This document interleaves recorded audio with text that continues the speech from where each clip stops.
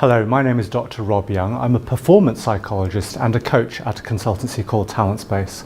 And I'd like to talk to you about how you can feel more appropriately passionate about your work. Now, research shows that there are actually two different kinds of passion. On the one hand, we have something called harmonious passion, when you are enjoying your work and you feel curious and creative. But there's another type which is called obsessive passion, and this occurs when people feel driven or compelled to work, perhaps by their life circumstances or by something within them. And what the research finds is that people who feel more harmoniously passionate tend to get better results, they perform better, and they are more likely to protect themselves against burnout. So I'm going to talk you through an exercise which is about identifying your signature strengths so that you can feel more appropriately passionate in your work. And to do this, we're going to talk through a 2x2 grid or a matrix. And to understand where your various skills go into the 4 quadrants, we're going to look at 2 questions. So the first question is, what impact does this skill have on other people? So what you want to do is identify strengths that you have been told you are good at by clients or customers, or even colleagues. So it's no good just you thinking that you're good at something. What you want to do is identify things that people have told you that you are good at. And there are probably things that you are mediocre or perhaps not even very good at all. Then on the other axis, we want to look at the impact that using any particular skill has on you, on your energy levels. So there are probably some skills that you enjoy exercising, you feel energized by them, and then other skills that are tiring and exhausting for you. So this gives us our 2x2 grid, and what we want to do is avoid the red quadrant. The 2 amber quadrants are okay, but what we want to do is aim to identify those in the green quadrant, our signature strengths.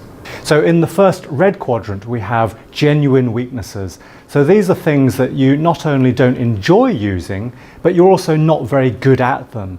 So once you've identified these, then clearly you want to shape your career in a way that avoids you having to exercise these as much as possible. The next quadrant above that then are acquired skills. So these are things which you may not enjoy exercising, but you have actually acquired some level of competence at them. For example, I used to work as a financial analyst for a large management consulting firm. I'd actually already done 2 degrees in psychology, but my first job was in finance. And I knew that I wasn't very good at it. I had to work 25% harder than everyone else to get the same level of competency, and it didn't feel right for me. So for me, it was definitely an acquired skill. Next, we have undeveloped strengths. So these are things which you enjoy exercising, but you haven't got any genuine knowledge or skill at them yet. For example, I quite enjoy learning about technology and the architecture underlying the internet, but I know very little about them. But I could potentially develop my skill in that area because I at least enjoy learning about those topics. Then we have our signature strengths in the green quadrant, and these are the things which we not only enjoy exercising, but also we are told by clients or colleagues that we are good at. For example, over the years, I've discovered that I actually enjoy running workshops and giving presentations to even hundreds of people at a time. And that's something that not everyone enjoys. And I've been told by clients that I have a fairly engaging style.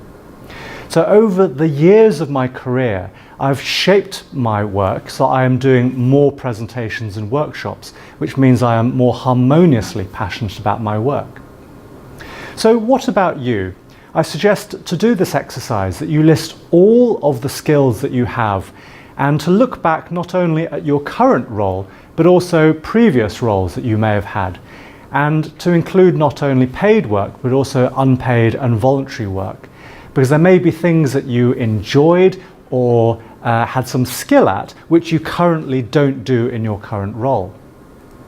Once you've identified your signature strengths, then you can plan to exercise more of them in your work. Perhaps you can have a discussion with your line manager, or you can negotiate with colleagues to change the nature of your work. Or more realistically, as you change jobs, then you can get more work that plays to your signature strengths. For example, if you enjoy working with customers or you enjoy working on improving business processes, then perhaps your next role will give you 20% more of that sort of work. Then the role after that might give you still a little bit more.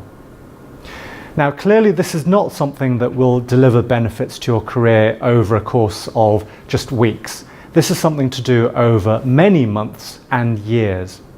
But by identifying your signature strengths, you can feel more appropriately, harmoniously passionate about your work, so you'll not only enjoy your work, but get good results too.